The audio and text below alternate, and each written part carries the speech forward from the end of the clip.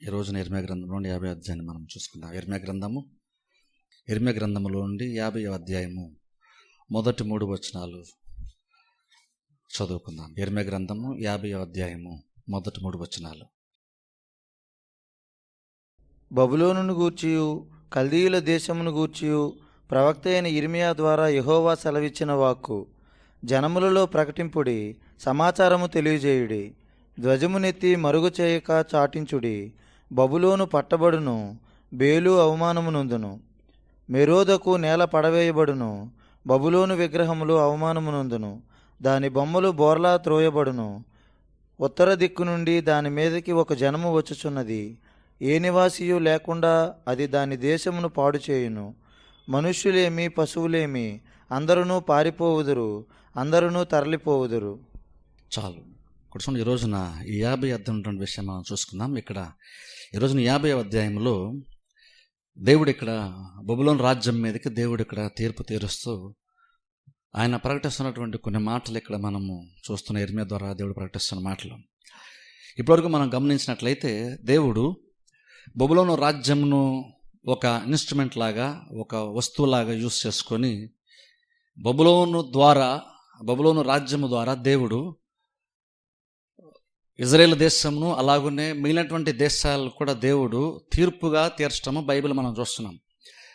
ఇప్పటివరకు మనము ఈ 49 అధ్యాయాల వరకు మనం ఏం చూస్తున్నామంటే బబులోను రాజ్యమును దేవుడు ఎలా వాడుకొని ఇజ్రాయేల్ దేశంతో సహా మిగిలినటువంటి దేశాలపైన, ప్రపంచ దేశాలపైన దేవుడు ఎలాగున్న తీర్పు తీరుస్తూ వచ్చాడో, బబులోను రాజ్యమును దేవుడు వాడుకొని ఆ రాజ్యం మీదకి తీర్పు ఎలా తీర్చబోతున్నాడో దేవుడు 49 అధ్యాయాలకు ప్రకటిస్తూ వచ్చాడు. కానీ ఈ 50వ అధ్యాయానికి వచ్చేసరికి చివరికి మనం చూస్తే చివరికి బబులోను రాజ్యం పైన కూడా దేవుడు తీర్పును ప్రకటించడం ఇక్కడ మనం చూస్తున్నాం. ఇప్పుడు చూడండి, ఒకసారి దాని గురించి కూడా మనం ఆలోచించాలి. అంటే అర్థం ఏంటంటే దేవుడు కార్యములు జరిగించే విధానం ఇక్కడ మనకు చాలా స్పష్టంగా అర్థమవుతుంది.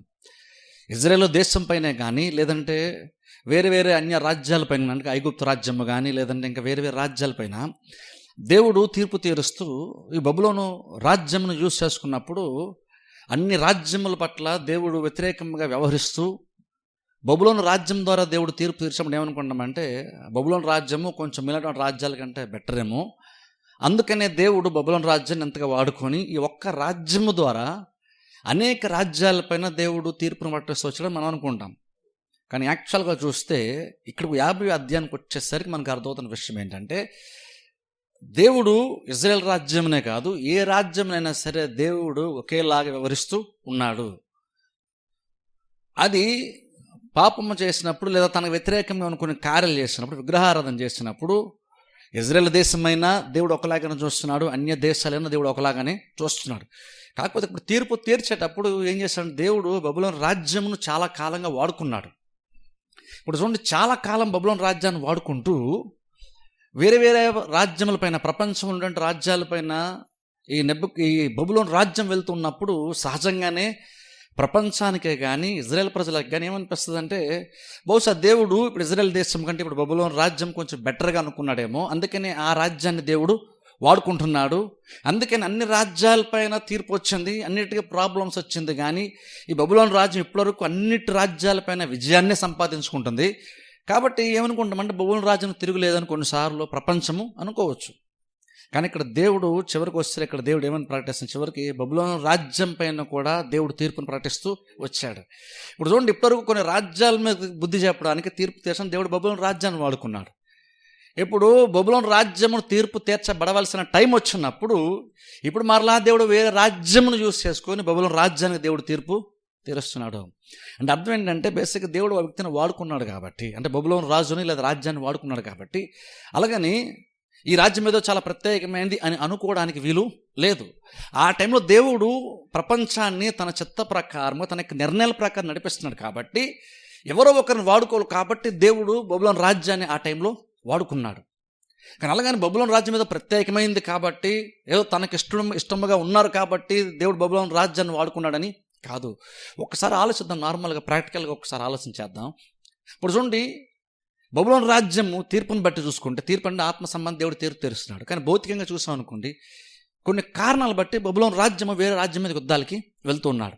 ఇప్పుడు వెళ్తున్నాడు, ప్రపంచం అంతా చూస్తున్నప్పుడు ఇంతకాలం 49 అధ్యాయాల వరకు కూడా అనేక రాజ్యాలపైన దేవుని యొక్క నిర్ణయం ప్రకారం బబులోను రాజ్యము తీర్పు తీరుస్తూ వాటిపైన, ఆ రాజ్యాలపైన జయం పొందుకుంటూ ముందుకెళ్తున్నప్పుడు ప్రపంచ దేశాలు ఏమనుకుంటామంటే, ఇక బబులోను రాజ్యానికి తిరుగు లేదు, వాళ్ళు ఎక్కడ యుద్ధం చేశారు గెలుస్తూనే ఉన్నారు అని ప్రపంచం అంతా అనుకొని, బహుశా బబులోను రాజ్యం చూసి భయపడుతుండొచ్చు, లేదా బబులోను రాజ్యం తిరుగులేదని అందరూ అనుకుంటూ ఉండొచ్చు. కానీ సడన్గా టైం వస్తుంది, దేవుడు ఇక్కడ ప్రకటిస్తూ బబులోను రాజ్యం పైన కూడా తీర్పు ప్రకటిస్తున్నాడు. బట్ ఇంకా చెప్పాలంటే, తరచుగా దేవుడు 50 అధ్యాయంలో మనం ఏం చూస్తామంటే, బబులోను రాజ్యం పైన తీర్పు తీర్చడం మాత్రమే కాదు, కానీ ఆయన తీర్పు తీర్చేటప్పుడు మిగిలినటువంటి ప్రపంచ దేశాలు కూడా ఆయన ఏమని ప్రకటిస్తున్నాడు తీర్పుని, అది మిగిలినటువంటి దేశాలు కూడా వినాలని కూడా దేవుడు అనుకున్నాడు. ఇప్పుడు అది కూడా ఇంపార్టెంట్. ఇది జస్ట్ ఏదో దేవుడు బబులోను రాజ్యాన్ని పనిష్ చేయడం కాదు. ఇక్కడ ఆయన తీర్పును ప్రకటించేటప్పుడు ఆయన ఏమి ఎక్స్పెక్ట్ చేస్తున్నాడు, ఏమని తెలియజేస్తున్నాడు మిగిలిన రాజ్యాలు కూడా, మీరు వినండి, బబులోను రాజ్యాన్ని నేను ఏమని తీర్పు ప్రకటిస్తున్నానో దాని గతి ఎలా ఉండబోతుందో మిగిలిన రాజ్యాలు కూడా వినాలి అని కూడా దేవుడు బహిరంగానే ప్రకటిస్తూ వచ్చాడు. మిగిలిన రాజ్యాలు కూడా, రాజులు కూడా వినాలని కూడా దేవుడు అనుకున్నాడు ఇక్కడ. అంటే దాంట్లో ఆలోచించండి, అంటే అర్థం ఏంటంటే, దేవుడు అలా ప్రకటించడం ద్వారా ఏం చెప్తాడంటే, నాకు ఇప్పటివరకు మీరు అందరూ కూడా ఏంటంటే బబులోను రాజ్యము భౌతికంగా లేదా సైన్యపరంగా చాలా బలమైందని బహుశా మీరు అనుకుంటున్నారేమో, అదేమీ కాదు. నేను ఎంతమంది చెప్పిన చూసారు, దేవుడు ఇజ్రాయేల్ దేశాన్నే కాదు, దేవుడు తలుచుకుంటే తన చిత్తాన్ని జరిగించుకోవడానికి దేవుడు ఏ రాజ్యాన్నైనా సరే వాడుకోగలిగేంత అధికారము దేవునికి ఉంది. యాక్చువల్ ఇక్కడ మనం 50 అధ్యాయంలో ఆ పాయింట్ చూస్తాం. ఏం చూస్తున్నామంటే, దేవుడు తలుచుకుంటే ఎవరైనా సరే దేవుడు వాడుకుంటాడు, దేవుడు తలుచుకుంటే ఎవరైనా సరే కిందకి అన్నద్రొక్కగలుగుతాడు. ఇప్పటివరకు బబులోను రాజ్యాన్ని దేవుడు వాడుకుంటూ వచ్చాడు కాబట్టి, సహజంగా బబులోను రాజ్యము కూడా ఏమనుకుందంటే, యాక్చువల్గా మనం వెళ్ళే కొంది మనకు తెలుస్తుంది, వాళ్ళు ఏమనుకున్నారంటే మనం చాలా గొప్ప వాళ్ళం, ఎందుకంటే మనం ఎక్కడికి యుద్ధానికి వెళ్ళినా సరే మనం గెలుస్తూనే ఉన్నాము కాబట్టి మనం చాలా గొప్ప వాళ్ళమే. ఇప్పుడు ఇందరు లాస్ట్ వీక్ చెప్పని చూస్తారా, ఈ బైబిల్ టైంలో యుద్ధాలు జరుగుతున్నప్పుడు రాజ్యాలు మనుషులు చూసేవాళ్ళంటే, ఒక రాజ్యం పైన మరొక రాజ్యం కనుక యుద్ధంలో గెలిస్తే ఆ రాజ్యమునకు సంబంధించినటువంటి దైవములు గెలిచాయని ప్రజలు నమ్మేవాళ్ళు. ఇజ్రాయెల్ దేశం కనుక వేరే రాజ్యం పైన కనుక గెలిస్తే యెహోవా దేవుడు ఆ దేవతలపైన విజయాన్ని సంపాదించుడు అన్నట్లు ప్రపంచం చూసేది. ఇప్పుడు కాబట్టి అలా చూసుకున్నప్పుడు సహజంగా ప్రపంచం ఏమనుకుంటుందంటే, బబులోను రాజ్యములకు సంబంధించినటువంటి దైవములు ఏవైతే ఉంటూ ఉన్నాయో అవన్నీ కూడా మిగిలిన రాజ్యాల కంటే బలమైనటువంటివి, అద్భుతాలు చేసినటువంటి యెహోవా దేవుని కంటే బబులోను రాజ్యం బలమైందేమో. అందుకనే బబులోను రాజ్యం యొక్క చేతుల్లో ఇజ్రాయెల్ దేశం కూడా ఓడిపోయింది. అలాగే ప్రపంచ దేశాలు కూడా ఓడిపోతూ ఉన్నాయి. కాబట్టి బహుశా బబులోను రాజు చాలా బబులోను దైవం చాలా పవర్ఫుల్ ఏమో అని బహుశా మిగిలిన రాజ్యాల్లో మిగిలినటువంటి మనుషులు అనుకుంటుంటారు. కానీ ఇక్కడ దేవుడు తీర్పు ప్రకటించేటప్పుడు బబులోను రాజ్యం పైన తీర్పు ప్రకటిస్తున్నాడు. అలా ప్రకటిస్తూ బబులోను రాజ్యం కూడా ఓడిపోద్దని దేవుడు చెప్తున్నాడు. అలా బహిరంగంగానే దేవుడు అలా ప్రకటిస్తూ ఏం చెప్తున్నాడంటే, ఇప్పటివరకు బబులోను రాజ్యం యుద్ధాలపైన విజయం సంపాదించుకుందంటే దానికి కారణం బబులోను రాజు యొక్క దైవములేమీ కాదు. అది దేవుడు ఇక్కడ 50 వచనం ప్రూవ్ చేస్తాడు ఇక్కడ. అందుకని అలా మాట్లాడు దేవుడు ప్రకటిస్తున్నాడు. అందుకని అన్నాడు చూడండి, 2వ వచనం మనం చూసుకున్నట్లయితే అక్కడ 2వ వచనము 3వ లైన్లో చూస్తే, బబులోను పట్టబడును. బేలు అన్నప్పుడు ఇక్కడ యాక్చువల్ ఏంటంటే ఇక్కడ వారి యొక్క దైవం బేలు అవమానమునందును, మేరోదుకు నేల పడద్రోయబడును. బబులోను విగ్రహములు అవమానము నందును, దాని బొమ్మలు బోర్లా త్రోయబడును. ఇక్కడ చూడండి దేవుడు మాట్లాడినప్పుడు దాని బొమ్మలు అంటున్నాడు. అంటే ఈవెన్ దేవుడు బబులోను రాజ్యం యొక్క దైవాల్ని దైవములుగా కూడా పిలవట్లేదు. యాక్చువల్ ఇక్కడ స్పెసిఫిక్ ఇక్కడ చూసుకుంటే అవి బొమ్మలుగానే దేవుడు చూస్తున్నాడు. అవి బొమ్మలే. ఎందుకంటే అవి ఏ రకంగా కూడా బబులోను రాజ్యానికి అవి సపోర్టు చేయలేదు. బబులోను రాజ్యం గెలవడానికి కారణం ఏంటంటే ప్రపంచానికి ప్రపంచ దేశాలకి కొన్ని కారణాలు బట్టి తీర్పు తీర్దాన్ని నేను డిసైడ్ అయ్యాను కాబట్టి బబులోను రాజ్యాన్ని నేను వాడుకున్నాను. ఇప్పుడు అందుకని ఇప్పుడు బబులోను రాజ్యం యొక్క టైం వచ్చింది. ఇప్పుడు బబులోను రాజ్యం యొక్క టైం వచ్చింది కాబట్టి ఇప్పుడు బబులోను రాజ్యం కూడా ఓడిపోద్ది. ఇప్పుడు బబులోను రాజ్యం ఓడిపోవడానికి నేను వేరే రాజ్యాన్ని యూస్ చేసుకుంటాను. ఈ రాజ్యాన్ని యూస్ చేసి ప్రపంచం అందరూ తీర్పు తీర్చాను. ఇప్పుడు వేరే రాజ్యాన్ని వాడుకొని ఈ దేశాన్ని నేను తీర్పు తీరుస్తాను. అందుకని దేవుడు అంటున్నాడు, బబులోను రాజ్యం యొక్క దైవములు కూడా పడిపోతాయి, బోర్లు పడతాయి, అవి కూడా అవమానం పొందుతాయి. దేవుడు ఎందుకు అలా మెన్షన్ చేశాడంటే దేవుడు కూడా ఏం చూపించే ప్రయత్నం చేశాడు ప్రపంచానికంటే, బబులోను దైవముల వల్ల బబులోను రాజ్యం గెలవలేదు, నేను వాడుకున్నాను కాబట్టి గెలిచాయి. అంటే అర్థం ఏంటంటే బబులోను రాజ్యం మీద కానీ లేదంటే బబులోను నమ్మినటువంటి దైవముల మీద కానీ నాకే అధికారము ఉంది. అందుకని నేను ఎలా అనుకుంటే అలా జరుగుతుంది. నేను ఎవరు ఓడిపోవాలని డిసైడ్ చేస్తే వాళ్ళు ఓడిపోతున్నారు, ఎవరు గెలవాలని డిసైడ్ చేస్తే వాళ్ళు గెలుస్తారు. అంతా నా చేతిలోనే ఉంది. నేను ఎలా అనుకుంటే అలా నేను కార్యాలు జరిగిస్తానని దేవుడు ఇక్కడ తీర్పు అలా ప్రకటిస్తూ చెప్తున్నాడు. ఇప్పుడు చదవండి, 4వ వచనం 5వ వచనం చదవండి. ఇప్పుడు ఆ కాలమున ఆనాటికి ఇశ్రాయేలు వారును యూదావారును కూడి వచ్చెదరు. ఏడ్చుచు సాగుచు తమ దేవుడైన యెహోవా యొద్ద విచారించుటకై వచ్చెదరు. ఎన్నటికి మరువబడని నిత్య నిబంధన చేసుకొని యెహోవాను కలుసుకొందము రండని చెప్పుకొనుచు సియోను తట్టు అభిముఖులై అచ్చటికి వెళ్ళు మార్గము ఏదని అడుగుచూ వచ్చెదరు. ఇదే యెహోవా వాక్కు. ఇక్కడ చూడండి, 4వ వచనంలో రెండు సడన్గా ఇప్పటివరకు బబులోను రాజ్యం దేవుడు మాట్లాడు, సడన్గా ఇజ్రాయెల్ దేశం గురించి మాట్లాడుతున్నాడు.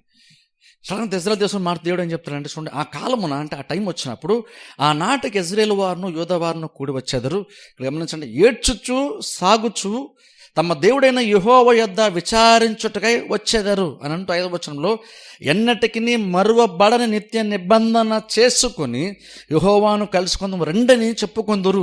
ఇక్కడ చూడండి, ఇక్కడ దేవుడు మాట్లాడుతూ సడన్గా యూదా దేశం నుంచి ఇజ్రాయెల్ దేశం దేవుడు మాట్లాడుతున్నాడు. ఇప్పుడు చూడండి, అన్ని రాజ్యాలపైనకి బబులోను రాజ్యాన్ని దేవుడు వాడుకొని తీర్పు తీర్చాడు.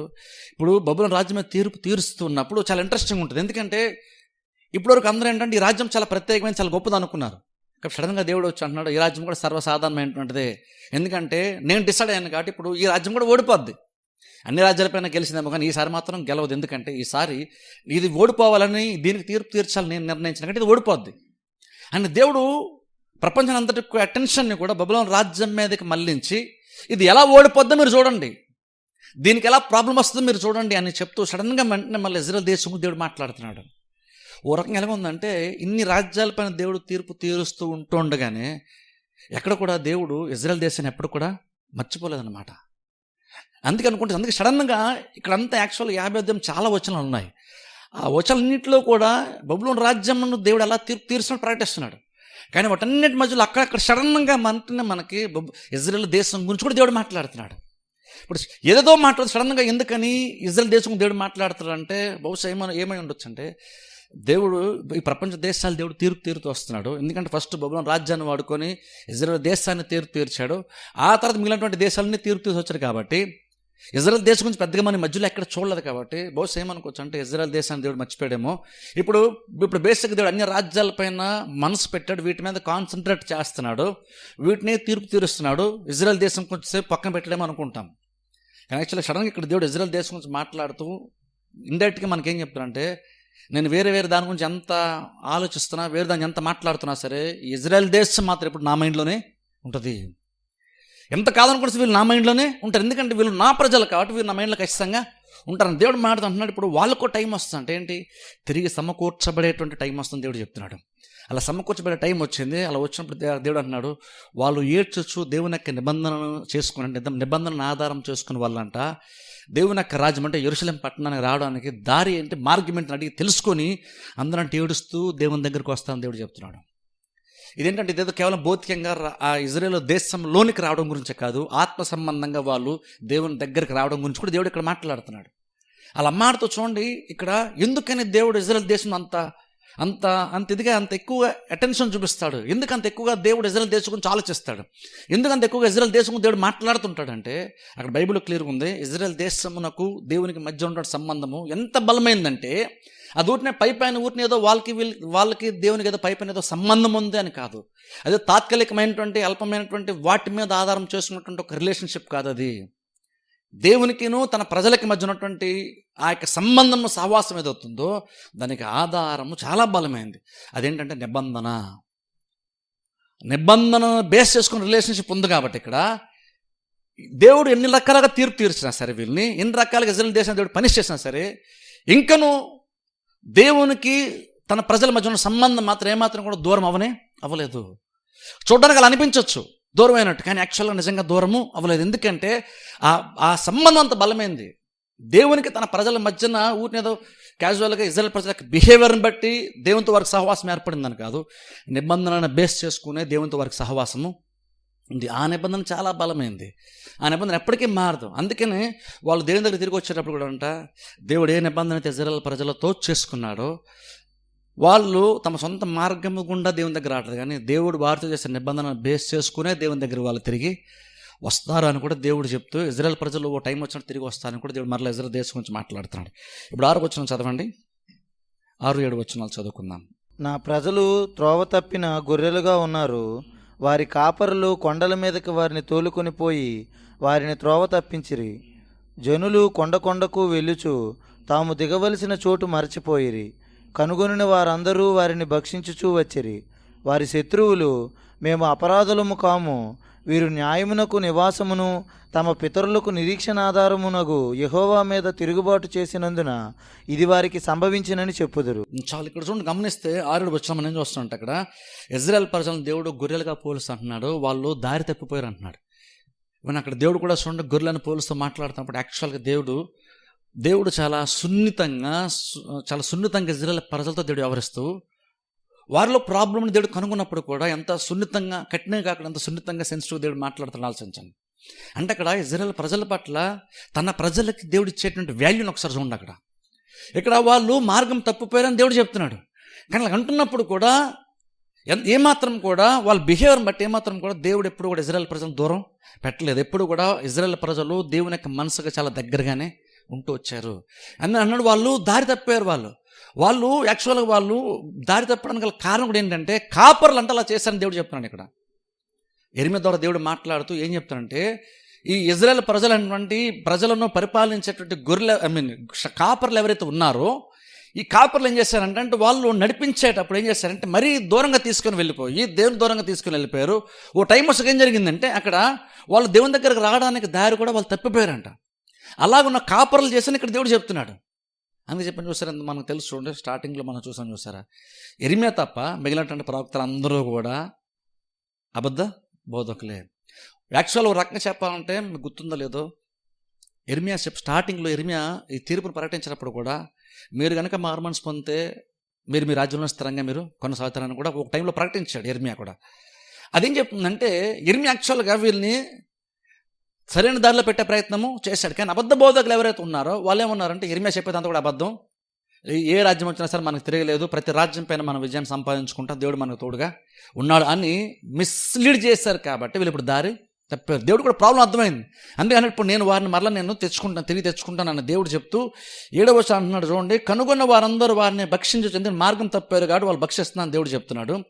అదంతా 7వ వచనం 2వ లైన్ చూడండి, వారి శత్రువులు అంటున్నారంటే ఇప్పుడు మేము అపరాధులము కాము, ఎందుకంటే వీరు న్యాయమునకు నివాసమును తమ పితరులకు నిరీక్షణాధారముగు యెహోవా మీద తిరుగుబాటు చేసినందున ఇది వారికి సంభవించనని చెప్పుదురు. ఇప్పుడు చూడండి, ఇక్కడ దేవుడు బబులోను రాజ్యం గురించి మాట్లాడుతున్నాడు. ఇప్పుడు అంటున్నాడు దేవుడు ఎందుకు తీర్పు తీరుస్తున్నాడు కూడా దేవుడు ఒక కారణం ఇక్కడ మనం బైబిల్లో చూస్తున్నాం. ఇజ్రాయేల్ ప్రజలు ఖచ్చితంగా దేవుని దూరం అయిపోయారు. అది వాళ్ళని బట్టి కావచ్చు, కాపులను బట్టి కావచ్చు, వాళ్ళు దారి తప్పారు, దేవుని దూరం అయిపోయారు. ఇప్పుడు దేవుడు ఏం చూస్తుంటే అక్కడ వాళ్ళు దారి తప్పిన మాట వాస్తవమే, కానీ వాళ్ళు దారి తప్పినప్పుడు భక్షించడానికి వచ్చినటువంటి ఈ ఎవరైతే బబులోను రాజ్యం మీనటువంటి దేశాలు ఉన్నాయో వాళ్ళు వీరిని ఇబ్బంది పెట్టినప్పుడు, వాళ్ళని వీళ్ళు చెరగా తీసుకుని వెళ్ళిపోయినప్పుడు, వాళ్ళు వీళ్ళని బానిసలుగా తీసుకుని వెళ్ళి హింసిస్తున్నప్పుడు, ఆ హింసింపబడుతున్నటువంటి ఇజ్రాయేల్ ప్రజలను గురించి హింసించేటువంటి వాళ్ళు ఏమని సమర్థించుకున్నారంటే, వాళ్ళు దేవుని మాటను కాదన్నారు కాబట్టే కదా వాళ్ళు మా ద్వారా హింసలు పొందున్నారు, మేమేమి హింస పెట్టాలనేమి కాదు, కాబట్టి మా తప్పేమీ లేదు అని వాళ్ళు ఇజ్రాయేల్ ప్రజలు హింసిస్తున్నప్పుడు, ఇజ్రాయేల్ ప్రజల్ని సఫర్ చేస్తూ ఇబ్బంది పెడుతున్నటువంటి బబులోను రాజ్యం లాంటి వాళ్ళు ఆ కార్యమును చేస్తూ తమ క్రియలను ఏమని సమర్థించుకున్నారంటే, మీ దేవుడు చెప్తేనే కదా మేము శిక్షిస్తున్నాం, మీ దేవుడు చెప్పాడు కాబట్టి కదా మేము పనులన్నీ చేస్తున్నాం, కాబట్టి ఇందులో మా తప్పేమీ లేదు అని మీరు అనుకోని మీరు చేసిన కార్యాలు మీరు సమర్థించుకుంటున్నారని దేవుడు అంటున్నాడు. ఒకసారి ఇక్కడ ఆలోచించండి కొంచెం లోతుగా. దేవుడు బబులోను రాజ్యాన్ని వాడుకున్నాడని మనం అంటున్నాం, కానీ ఎక్కడో మొత్తానికి దేవుడు కూడా బబులోను రాజ్యాన్ని దేవుడు వాడుకున్నప్పుడు కూడా దేవుడు కూడా ఎక్కడో ప్రాసెస్లో ఏం గమనించాడంటే, ఏం కనుగొన్నాడంటే, బబులోను రాజ్యము కొంచెం ఎక్కువగానే ఇజ్రాయేల్ దేశాన్ని ఇబ్బంది పెట్టిందన్న విషయం దేవుడు గ్రహించి అంటున్నాడు, ఇప్పుడు మీ మీద కూడా తీర్పు రాబోతుంది. మీరు హింసించారు ప్రజల్ని, కానీ హింసించినప్పుడు మీరు హింసిస్తున్నటువంటి ఆ కార్యాన్ని మీరు సమర్థించుకోవడానికి మీరు ఏంటో చెప్తున్నారు. వాళ్ళు తమ దేవునికి వ్యతిరేకంగా తిరుగుబాటు చేశారు కాబట్టే కదా వాళ్ళకి ప్రాబ్లము వచ్చింది. ప్రాబ్లం మీరు పెట్టారు, కానీ మీరేమన్నారంటే వాళ్ళు చేసిన దాన్ని బట్టే కదా వాళ్ళకి ప్రాబ్లం వచ్చిందని మీరు అంటున్నారని దేవుడు అంటున్నాడు. అంటే అర్థం ఏంటంటే, దేవుడు బబులోను రాజ్యాన్ని వాడుకున్నాడు, కానీ బబులోను రాజ్యము చేస్తున్న కార్యాన్ని కూడా ఏమాత్రం దేవుడు సమర్థించట్లేదు అని అన్నాడు. మీరు సమర్థించుకుంటూ తిరుగుబాటు చేసినందుకు మీకు ఇది సంభవిస్తుంది.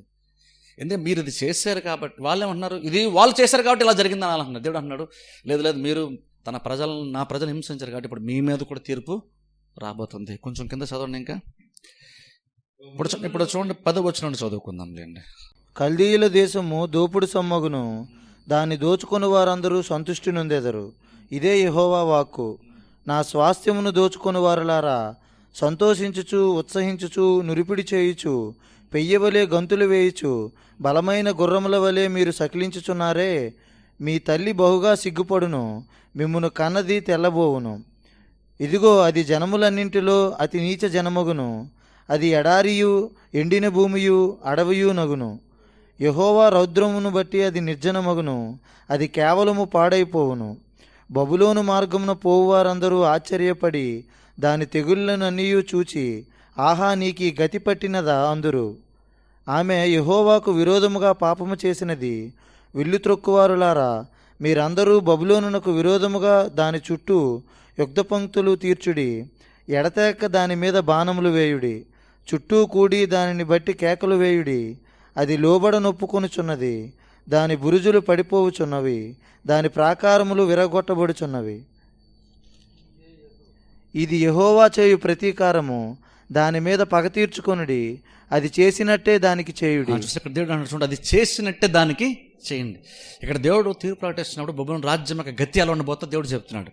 అలా మార్చుకుని అంటున్నాడు 11వ వచనం అంటున్నాడు, నా స్వాస్థ్యమును దోచుకుని వారలారా, సంతోషించు ఉత్సహించచ్చు నిరుపిడి చేయుచు పెయ్యవలే గంతులు వేయచ్చు బలమైన గుర్రముల వలె మీరు సకిలించుచున్నారే. ఇక్కడ చూడండి, దేవుడు ఇక్కడ మాడుతూ బబులోను రాజ్యం అంట ఇజ్రాయేల్ దేశం మీద తీర్పు తీర్చినప్పుడు వాళ్ళు ఎంత బలంగా తీర్పు తీర్చారో, అలాగని ఎంత అల్పముగా తక్కువగా ఇజ్రాయేల్ దేశాన్ని ప్రజల్ని ఎంచారు. ఇక్కడ దేవుడు మాట్లాడుతూ అంటున్నాడు, మీరు తీర్పు తీర్చారు, కానీ మీరు తీర్పు తీర్చిన రకంగా దేవుడు ఎలా అనుకున్నాడంటే, అవసరానికి మించే మీరు కొన్ని కార్యాలు మీరు చేసి మీరు ఎక్కువగా రివాల్వ్గా రియాక్ట్ అయ్యి మీరు కొన్ని కార్యాలు చేశారు. కాబట్టి ఇప్పుడు దేవుడు అంటున్నాడు, చూడండి 15 వచ్చిన 3 చూస్తే అక్కడ అంటున్నాడు, దాన్ని బురుజులు పడిపోవచ్చున్నవి, దాన్ని ప్రాకారములు విరగొట్టబడుచున్నావు. అంటే అర్థం ఏంటంటే, వేసంగా పట్టణము నిర్మూలమైపోద్ది.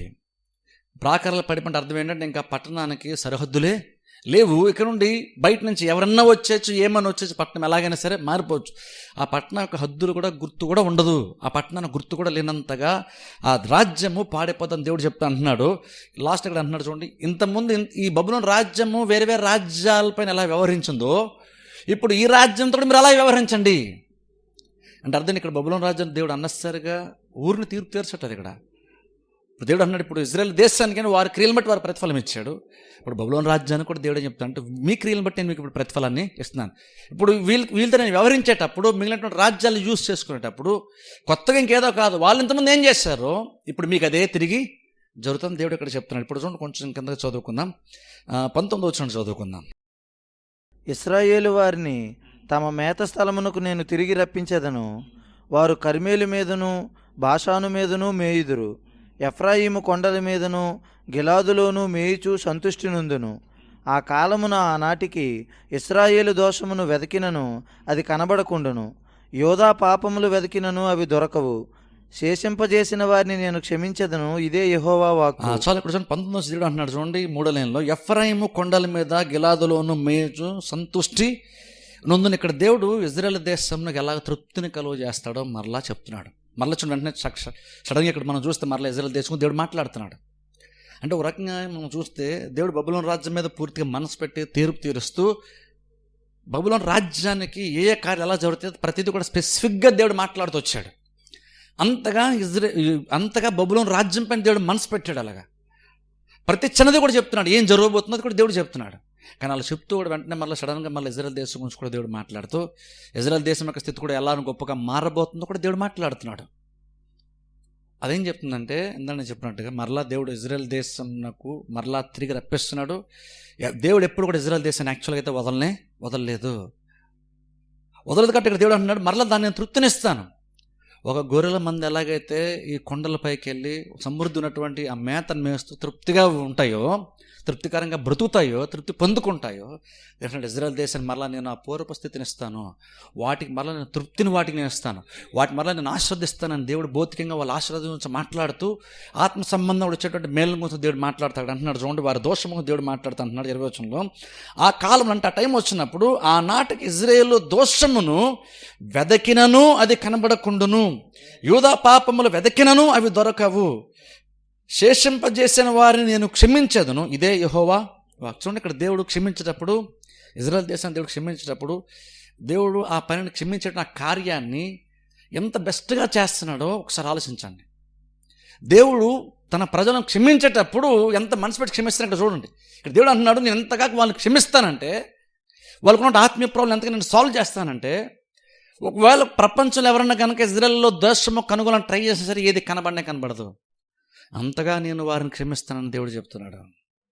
ఒకసారి దాని గురించి ఆలోచించండి.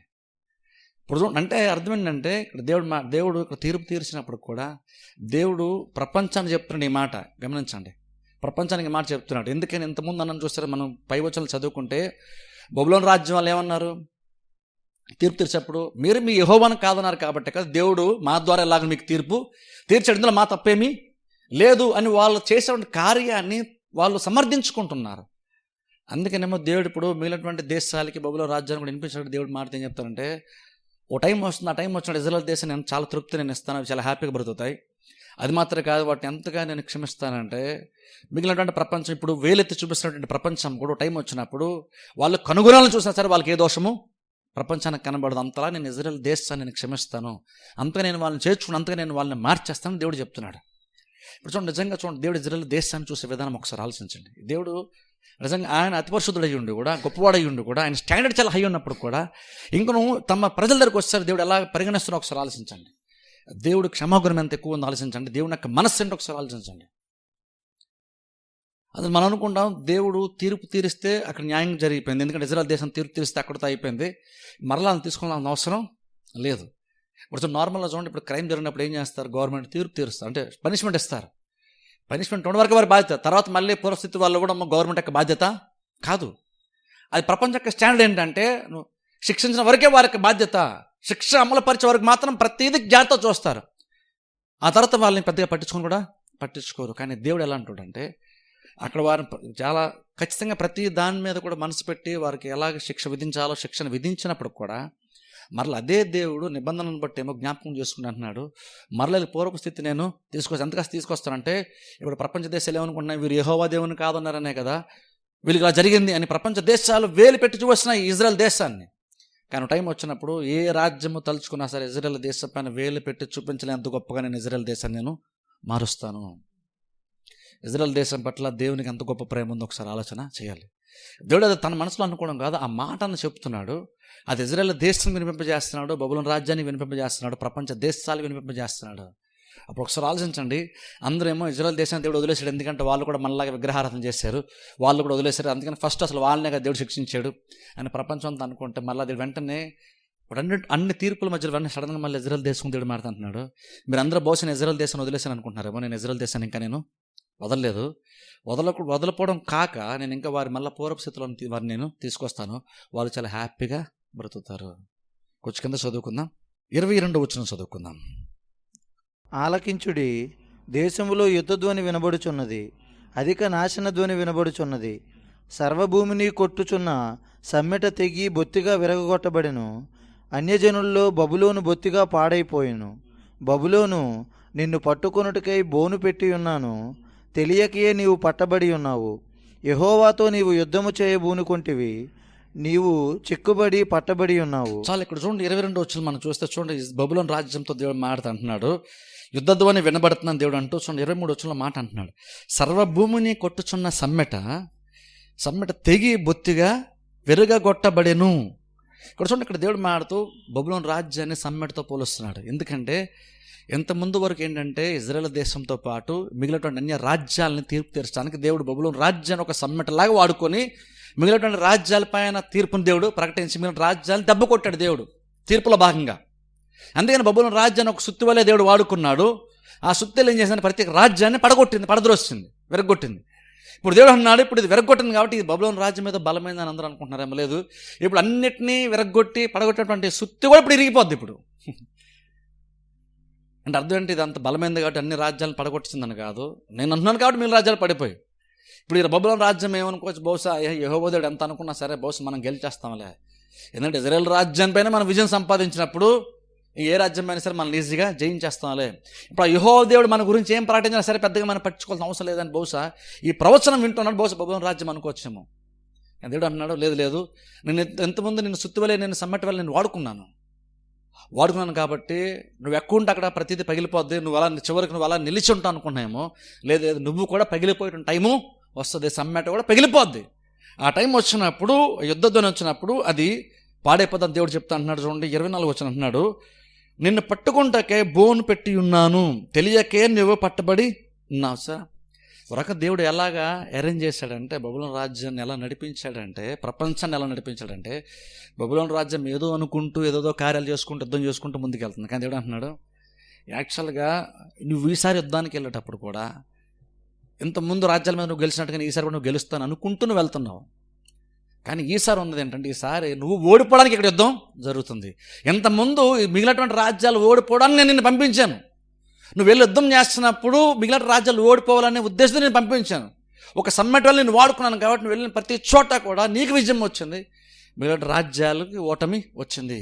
ఇప్పుడు నేను నీకేం చేస్తాను తెలిసి, ఇప్పుడు నేను నీకు ఒక ట్రాప్ పెట్టాను. ఏంటదంటే, ఈసారి కూడా నువ్వు ఇంతమంది లాగానే ప్రతి రాజ్యం మీద యుద్ధానికి వెళ్తున్నాను, నేను తీర్పు తీరుస్తాను, బహుశా లేదా దేవతలు నన్ను యూజ్ చేసుకొని తీర్పు తీరుస్తాను బహుశా అనుకుంటున్నావు. ఈసారి నువ్వు ఎప్పటిలాగా యుద్ధానికి వెళ్తావు. నువ్వేమనుకుంటూ యుద్ధానికి వెళ్తావు అంటే, ఎంతమందిలాగా ప్రతిసారి విజయం నాదే నువ్వు అనుకుని వెళ్తావు. కానీ ఈసారి ఏం చేసి నేను బోన్ ఏర్పాటు చేశాను అంటే, నీకు తెలియదు, నువ్వేదో అనుకుంటూ వెళ్తున్నావు, కానీ ఈసారి ఖచ్చితంగా నువ్వు చెక్కబడతావు. ఎందుకని ఇంతకుముందు వెళ్ళిన ప్రతిసారి యుద్ధంలో విజయమే కాబట్టి ఈసారి కూడా యుద్ధంలో విజయమే అని అనుకుంటున్నావు, అలాగే హ్యాపీగా వెళ్తున్నావు. కానీ ఈసారి నీకు అలా జరగదు. ఎందుకంటే ఈసారి నీకు టైం వచ్చేసింది, ఇప్పుడు పగ తీర్చుకోవాల్సిన టైం వచ్చింది, నీ తీర్పు తీర్చాల్సిన టైం వచ్చింది కాబట్టి ఈసారి నేను బోన్ ఏర్పాటు చేశాను, ఉరివడ్డాను కాబట్టి ఈసారి నువ్వు ఏదో అనుకుని విజయం కోసం వెళ్తావు, కానీ నువ్వు ఓడిపోతావు. నువ్వు సమ్మెటతో బాధడానికి వెళ్తున్నావు అనుకుంటున్నావు, కానీ ఈసారి నువ్వు బాధింపబడతావు. ఎందుకంటే నేను వడ్డాను, నేను బోను ఏర్పాటు చేశాను దేవుడు చెప్తున్నాడు. ఇప్పుడు చూడండి 28వ వచనం చదువుకుందాం. 28వ వచనం, ఆలకించుడి, పారిపోయి బబులోను దేశంలో నుండి తప్పించుకుని వచ్చుచున్న వారి శబ్దము వినబడుచున్నది. మన దేవుడగు యెహోవా చేయు ప్రతీకార సమాచారమును, తన ఆలయము విషయమై ఆయన చేయు ప్రతీకార సమాచారమును షియోనులో ప్రకటించుడి. వారు వచ్చుచున్నారు, బబులోనునకు రండని విలుకాండ్రను పిలువుడి. విల్లు త్రొక్కువారులారా, మీరందరూ దాని చుట్టూ దిగుడి. అది యెహోవా మీద గర్వపడినది, ఇశ్రాయేలు పరిశుద్ధుని మీద గర్వపడినది. దానిలో నొకడునూ తప్పించుకొనకూడదు. దాని క్రియలను బట్టి దానికి ప్రతీకారము చేయుడి. అది చేసిన పని అంతటిని బట్టి దానికి ప్రతీకారం చేయుడి. చాలా ఇక్కడ చూడండి 28వ వచనంలో 4 లైన్లు మనం చూస్తే అక్కడ దేవుడు అంటున్నాడు చూడండి, ప్రతీకారం గురించి మాట్లాడుతున్నాడు. అక్కడ ఒక రీజన్ చెప్తున్నాడు చూడండి. 28వ వచనం 4 లైన్లో మనం చూస్తే, తన ఆలయము విషయమై ఆయన చేయు ప్రతీకార సమాచారమును సియోనులో ప్రకటించుడి. చూడండి ఇక్కడ దేవుడు అంటున్నాడు చూడండి, తన ఆలయ విషయమై వాళ్ళు చేసినటువంటి కార్యాన్ని బట్టి తీర్పు వస్తుందండి. ఇప్పుడు దేవుడు బబులోను రాజ్యాన్ని కూడా తీర్పు తీర్చడానికి ఇక్కడ ఒక కారణాన్ని చెప్తారు. ఏంటంటే, ఇంతమంది బబులోను రాజ్యము ఇజ్రాయెల్ దేశం యుద్ధానికి వచ్చినప్పుడు యెరూషలేము దేవాలయాన్ని కూడా వాళ్ళు పాడు చేశారు, వారి ప్రాకారాలను పాడు చేశారు. అందుకే చూడండి మనం బైబిల్ మనం చూసినప్పుడు తర్వాత ఎజ్రా నెహెమ్యా గ్రంథాలు మనం చూసినప్పుడు మరలా వాళ్ళు మందిరాన్ని కట్టించడానికి రాజు యొక్క సపోర్ట్ నెహెమ్యా ఎజ్రా వీళ్ళు తీసుకుంటారు. దీని తర్వాత ఎజ్రా నెహెమ్యా గ్రంథాలు వస్తాయి. యాక్చువల్గా స్టోరీ ప్రకారం చూసుకుంటే, వర్ష క్రమం ప్రకారం, టైం ప్రకారం చూసుకుంటే, ఇక్కడ ఏంటంటే యెరూషలేము మందిరాన్ని కూడా వీళ్ళు పాడు చేశారు. అందుకని దేవుడు అన్నాడు ఇక్కడ తన ఆలయాన్ని బట్టి, ఆలయం పట్ల వారు చేసిన కార్యాన్ని బట్టి ఇక్కడ ప్రతీకారం తీర్చుకోవాల్సిన టైం ఇప్పుడు వచ్చింది అని ఇక్కడ దేవుడు మాట్లాడుతూ, కాబట్టి విల్లెక్కు పట్టు వారిని పిల్లనని చెప్పేసి దేవుడు మాడుతూ ఇంకోటి ఏం చెప్తున్నాడంటే 29వ వచనం 3వ నెలలో చూస్తే అన్నాడు, అది యెహోవా మీద గర్వపడినది, ఇజ్రాయేలు పరిశుద్ధుని మీద గర్వపడినది. చూడండి ఇక్కడ దేవుడు ఎలా చూస్తున్నట్టు ఒకసారి. బహుశా నేను చెప్పిన చూస్తారు, ప్రతి రాజ్యం మీద యుద్ధాన్ని గెలుస్తున్నప్పుడు వీళ్ళకి ఏమనిపిస్తుంది అంటే, యెహోవా దేవుడి కంటే మేము చాలా చాలా గొప్ప. ఎందుకంటే యెహోవా దేవుడు చాలా అద్భుతాలు గతంలో చేస్తాడని ఇజ్రాయేల్ ప్రజలు కథలుగా చెప్తున్నారు. బహుశా అది చాలా వరకు నిజమే, ఎందుకంటే వారు చాలా కార్యాలు వారి దేవుడు వారికి చేశాడు. కానీ ఈసారి మాత్రము మేము వారిపైన గెలిచామంటే అర్థం ఏంటంటే, వారి దేవుడు మాకంటే తక్కువవాడు. మేము యుద్ధాన్ని ప్రకటించి మేము యుద్ధం చేస్తున్నప్పుడు ఇజ్రాయేల్ దేవుడు వారికి సపోర్ట్ చేయలేకపోయాడు అని బహుశా వాళ్ళు అనుకున్నారేమో ఇజ్రాయేల్ ఓటమిని బట్టి. అందుకని బైబిల్ చెప్తున్న మాట ఇక్కడ దేవుడు అంటున్నాడు, ఇజ్రాయేల్ దేవుని మీద అంటే వాళ్ళు గర్వపడ్డారంట, యెహోవా దేవుని మీద వాళ్ళు గర్వపడ్డారు. మనుషుల కంటే వీళ్ళు ఎక్కువ, మనుషుల మీద వాళ్ళు ఎక్కువ గర్వపడ్డారు, అతిశయపడ్డారు కాదు, దేవుని మీదే వీళ్ళు గర్వపడ్డారని బైబిల్ మనం చూస్తున్నాం. అది కూడా తీర్పుకు ఒక కారణం అంట. ఇప్పుడు అందుకని దేవుడు అంటున్నాడు, వారు గర్వపడ్డారు కాబట్టి నేను తీర్పు తీరుస్తున్నాను. వాళ్ళు కేస్టతో ఇజ్రాయేల్ దేశాన్ని వాళ్ళు జయించారు కాబట్టి, తప్పుగా వ్యవహరించారు కాబట్టి తీర్పు అని కాదు, వాళ్ళు యాక్చువల్గా ప్రజలనే కాదు, ఈవెన్ నా పైన కూడా వాళ్ళు గర్వపడ్డారు. అందుకే చెప్పని చూస్తారా, వాళ్ళు ఓడిపోయినప్పుడు యుద్ధాల్లో ఒక రాజ్యం ఓడిపోతే వారి దైవాలే వాళ్ళ దైవాలు మా చేతుల్లో ఓడిపోయినట్లుగా పరిగణించేవాళ్ళు. అందుకని బహుశా ఇక్కడ బబులోను రాజ్యం కూడా యెహోవా మీద గర్వపడినట్టు దేవుడు ఇక్కడ చూశాడు. ఆయన అన్నట్టు గర్వపడ్డారు కాబట్టి ఇప్పుడు మీకు తీర్పు కూడా మీకు రాబోతుంది. ఇప్పుడు చూడండి, గర్వపడినప్పుడు ఖచ్చితంగా దేవుడు భయంకరమైనటువంటి రీతిలో పనిష్మెంట్ ఖచ్చితంగా దేవుడు ఇస్తాడు. గర్వం కొన్నిసార్లు మనకు పెద్దగా తప్పుగా మనకు అనిపించదు, కానీ గర్వం ఎంత వినాశనం దారితీస్తుందో అక్కడ క్లియర్గా మనకు ఉంది. అక్కడ దేవుడు బబులోను రాజ్యాన్ని పడవేయడానికి సమ్మెటగా వాడుకున్న, చాలా కాలం వాడుకున్నటువంటి సమ్మెటను కూడా దేవుడు విరగొట్టడానికి ఒక కారణం ఏంటంటే, ఇక్కడ వారు గర్వపడ్డారు కాబట్టి నేను వారిని పడద్రోస్తాను దగ్గర దేవుడు చెప్తున్నాను. 31వ వచనం చదువుకుందాం ఇప్పుడు. ప్రభువును సైన్యములకు అధిపతియునగు యెహోవా వాక్కు ఇదే, గర్విష్ఠుడా, నేను నీకు విరోధినై ఉన్నాను, నీ దినము వచ్చుచున్నది, నేను నిన్ను శిక్షించు కాలము వచ్చుచున్నది. గర్విష్ఠుడు తొట్రిల్లి కూలును, అతన్ని లేవనెత్తువాడెవడనూ లేకపోవును. నేను అతనికి పొరముల్లో అగ్ని రాజబెట్టెదను, అది అతని చుట్టుపట్టులన్నింటినీ కాల్చివేయును. సైన్యములకు అధిపతియగు యెహోవా ఇలాగు సెలవిచ్చుచున్నాడు, ఒకడునూ తప్పకుండా ఇశ్రాయేలు వారును యోధావారును బాధింపబడిరి. వారిని చెరపెట్టిన వారందరూ వారిని గట్టిగా పట్టుకొనుచున్నారు, వారిని పోనిచ్చుటకు సమ్మతింపరు. వారి విమోచకుడు బలవంతుడు, సైన్యములకు అధిపతియగు యెహోవా అని ఆయనకు పేరు. భూమికి విశ్రాంతి కలుగుజేయుటకును బబులోను నివాసులకు కలవలపరచుటకును ఆయన బాగుగా వాదించి వారి వ్యాజ్యమును కడముట్టించును. చాలా ఇక్కడ చూడండి 31వ వచనం మనం చూస్తే ఇక్కడ దేవుడు అంటున్నాడు, గర్విష్ఠుడా, నేను నీకు విరోధినై ఉన్నాను, నీ దినము వచ్చుచున్నది, నేను నిన్ను శిక్షించు కాలము వచ్చున్నది. ఇక్కడ గర్వపడుతున్నాను కాబట్టి శిక్షిస్తున్నాను దేవుడు అంటున్నాడు. గర్వపడుతున్నా కాబట్టి నేను శిక్షిస్తున్నాను మాడుతూ 34వ వచనం అక్కడ దేవుడు మాట అన్నాడు చూడండి, వారి విమోచకుడు బలవంతుడు, సైన్యంలోకి అధిపతి యెహోవా అని ఆయనకు పేరు. భూమికి విశ్రాంతి కలుగజేయుటకును బబులోను నివాసులను కలవరపరచుటకును ఆయన బాగుగా వాదించి వారి వ్యాజ్యమును కడముట్టించును. ఇక్కడ చూడండి, దేవుడు మాట, వారి విమోచకుడు బలవంతుడు. దేవుడు మాట ప్రపంచ దేశాలు చెప్తున్నాడు, ప్రపంచ దేశాలు వినమని దేవుడు చెప్తాడో తెలుసా? ఇజ్రాయేల్ దేశం నాకు ఏ విమోచకుడైతే ఉన్నాడో ఆ విమోచకుడు మామూలు ఆయన కాదు, ఆయన బలవంతుడు. ఇజ్రాయేల్ దేవుడు తన గురించి ఆయన చెప్పుకున్నప్పుడు ఏం చెప్తాడు, నేను వారి దేవుడిని మాత్రం చెప్పట్లేదు, వారి విమోచకుని అంటున్నాడు. అంటే అర్థం ఏంటంటే, వారి ప్రాబ్లంకి వెళ్ళినప్పుడు వారిని ప్రాబ్లంని విడిపించి బయట తీసుకొచ్చేటువంటి పని నాది. అందుకని దేవుడు విమోచకుడు అన్న మాట వాడాడు అక్కడ. నేను వారి దేవుడిని, నేను గొప్పని అనొచ్చు, కానీ దేవుడు స్పెసిఫిక్ ఏమాడతాడు, నేను వారి విమోచకుడు. వారి విమోచకుడు ఎలా ఉంటాడు తెలుసా? బలవంతుడు. అది గుర్తుపెట్టుకోవాలంటున్నాడు. ప్రపంచ దేశాలు దేవుడు ఏమి హెచ్చరిస్తున్నా తెలుసా అంటున్నాడు, ఇజ్రాయెల్ దేశం గురించి మీరు తక్కువ మాట్లాడుతున్నారు, గుర్తుపెట్టుకోండి వారి విమోచకుడు చాలా బలవంతుడు. మీరు ఇజ్రాయెల్ దేశాన్ని మాత్రమే చూస్తున్నారు, కానీ వారి పైన అధికారిగా ఉండి బాధ్యతలు తీసుకున్నటువంటి వారి పట్ల బాధ్యత వ్యవహరించేటువంటి ఆయన ఎలాంటి మీరు అర్థం చేసుకోండి. వారి విమోచకుడు బలవంతుడు.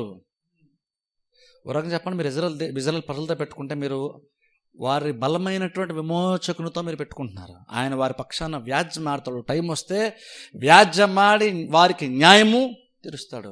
అంటే ఒక రకం ఎలాగంటే ఇజ్రాయెల్ ప్రజలు బలహీనంగా ఉన్నారు కదా అని వారు అత్యంత బలహీనమైనటువంటి టైంలో మీరు బలవంతులుగా అనుకొని వాళ్ళకు మీరు తక్కువ అంచనా వేసి చులకనగా వ్యవహరిస్తున్నారేమో. గుర్తుపెట్టుకోండి, వారి విమోచకుడు ఉన్నాడు, ఆయన బలవంతుడు. దేవుడు తన ప్రజల గురించి ఆయన మాటలు చెప్తున్న మాట చూడండి. ఈ మాట మనకి యాక్చువల్గా ధైర్యాన్ని ఇవ్వాలి. మనకి ఏంటి ధైర్యం ఇవ్వాలంటే, మనం ఏం గుర్తుపెట్టుకోవాలంటే, మనం నమ్మినటువంటి దేవుడు బలమైనటువంటి విమోచకుడు. దేవుని మనం ఎప్పుడు తక్కువ అంచనా వేయకూడదు. మన దేవుడు ఎలా అంటాడంటే, తన ప్రజలను ఎవరైనా హింసించేటప్పుడు దేవుడు చూస్తూ ఊరుకునేటువంటి వాడు కాదు. దేవుడు ఇక్కడ ప్రపంచానికి చెప్తున్నాడు ఆ మాట. ఇజ్రాయెల్ ప్రజలకు కూడా కాదు, ప్రపంచానికి అంటున్నాడు. ఒక రకంగా చెప్పాలంటే దేవుడు వారిని ఇస్తున్నాడు ప్రపంచ దేశాలకి. ఏం చెప్తాడంటే, ఇజ్రాయెల్ దేశం మీరు ఏదో తక్కువ అంచనా వేస్తున్నారేమో, నేను ఏదో వారిని మీకు అప్పగించాను కాబట్టి మీరు ఏదో బలవంతులు అనుకుంటున్నారేమో. గుర్తుపెట్టుకోండి, వారికంటూ ఒక విమోచకుడు ఉన్నాడు. ఆ విమోచకుడు బలవంతుడు. టైం వచ్చినప్పుడు ఆయన వారి పక్షాన వ్యాజ్యం ఆడతాడు. అలా వ్యాజ్యం టైం వచ్చింది, ఇప్పుడు ఆయన వ్యాజ్యం ఆడుతున్నాడు. ఇజ్రాయెల్ ప్రజలను ఆ బలమైనటువంటి విమోచకుడు విమోచిస్తాడు. వారి పక్షాన వ్యాజ్యము ఆడతాడు. ఒకసారి నిజంగా ఆలోచించండి, నిజంగా ఈ మాట ఇజ్రాయెల్ దేశం కనుక లేదా తన ప్రజలు అర్థం చేసుకుంటే ఎంత ధైర్యం వస్తుందో దేవునిలో. కొన్నిసార్లు సిచ్యువేషన్ బట్టి మనం ఒకసారి దేవుడు మనం వదిలేసాడేమో అనుకుంటాం, కానీ దేవుడు ఎప్పటికీ అసలు తన ప్రజలను దేవుడు ఎప్పుడు విడిచిపెట్టేటువంటి వాడు కాదు. దేవుడు అక్కడ చూడండి, అసలు ఎంత మంచి మాట దేవుడు అక్కడ మాట్లాడుతున్నాడు. ఇప్పటివరకు మనం దేవుడు తీర్పు తీర్చేటువంటి దేవుడిని మనం చూస్తాం, ఇజ్రాయెల్ ప్రజలను శత్రు చేతికి అప్పగించినటువంటి దేవుడిని మనం చూసాం. కానీ నిజంగా దేవుని యొక్క మనసులో ఉన్నటువంటి ఆ యొక్క ఇజ్రాయెల్ దేశం పట్ల దేవునికి ఉన్నటువంటి ప్రేమ అంత గొప్ప చూడండి. అంటున్నాడు, మీరు మర్చిపోతున్నారేమో, మీరు వారినే చూస్తున్నారు కానీ వాళ్ళ వెనకాల ఎవరున్నారో మీరు చూడట్లేదు. వారి వెనకాల బలమైనటువంటి విమోచకుడు ఒక ఆయన ఉన్నాడు. టైం వస్తే ఆయన ఎవరైనా సరే తీర్పు తీరుస్తాడు. ఎవరితోనే సరే దేవుడు వ్యాజ్యం ఆడి వారి పక్షాన దేవుడు నిలబడతాడు. కాబట్టి మీకు టైం వచ్చింది. ఇప్పుడు మీరు తక్కువ అంచనా వేసారు ఇజ్రాయెల్ ప్రజల్ని, వారు మీరు చులకనగా చూశారు, వాళ్ళు అనదొరికే ప్రయత్నం మీరు చేశారు.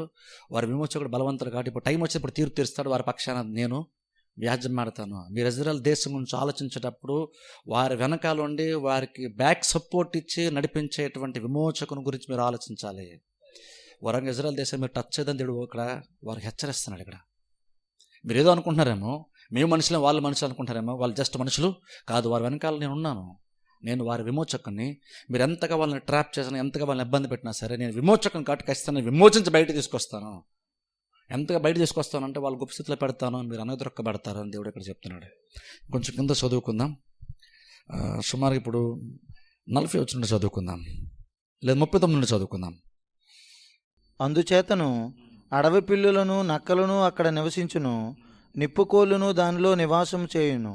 ఇక మీదట అది ఎన్నడూను నివాస స్థలము కాకపోవును. తరతరములు దానిలో ఎవరునూ కాపురముండరు. యెహోవా వాక్కు ఇదే.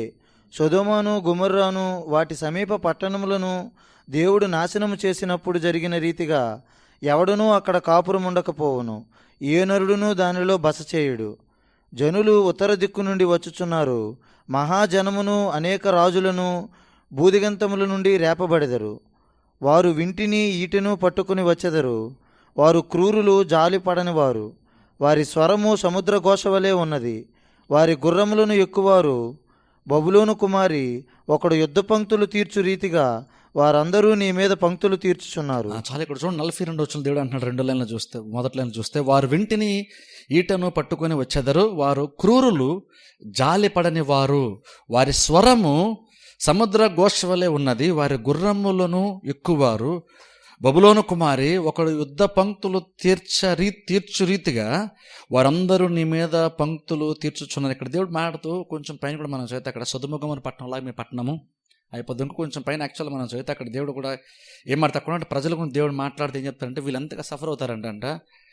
బబులోను రాజ్య ప్రజలే కానీ వారి దైవములే కానీ పిచ్చి పిచ్చిగా బిహేవ్ చేస్తారంట. అంటే చాలా కన్ఫ్యూజ్ అయిపోతారంట. అంత భయాన్ని, భీతిని, అంత ప్రెషర్ని దేవుడు బబులోను రాజ్యం మీదకి తీసుకుని వస్తాడంట. అంటున్నాడు, అసలు ఏ రాజ్యం అయితే మీ మీదకి రాబోతుందో త్వరలో, ఆ రాజ్యంలో ఉన్నటువంటి వాళ్ళు మీ పైన ఏమాత్రం కూడా జాలి చూపించరు, కనికరాన్ని చూపించరు వాళ్ళు. అంతగా మీరు ఇబ్బంది పడాల్సిన పరిస్థితి మీకు వస్తుంది. దేవుడు మాట్లాడుతున్నాడు. ఇప్పుడు చదువుకుందాం, 44 వచ్చిన చదవండి, లేదా 43 చదువుకుందాం.